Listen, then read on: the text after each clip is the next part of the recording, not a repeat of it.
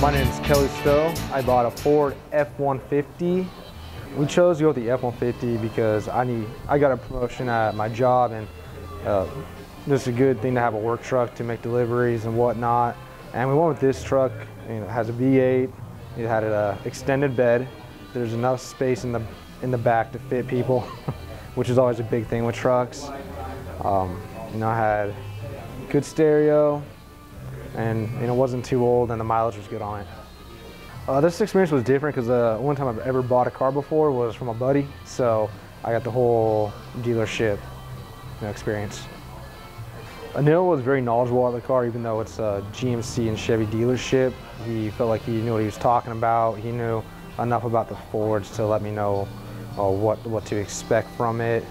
He answered all my questions. Anil didn't pressure me at all. He let me make my options, make my decisions.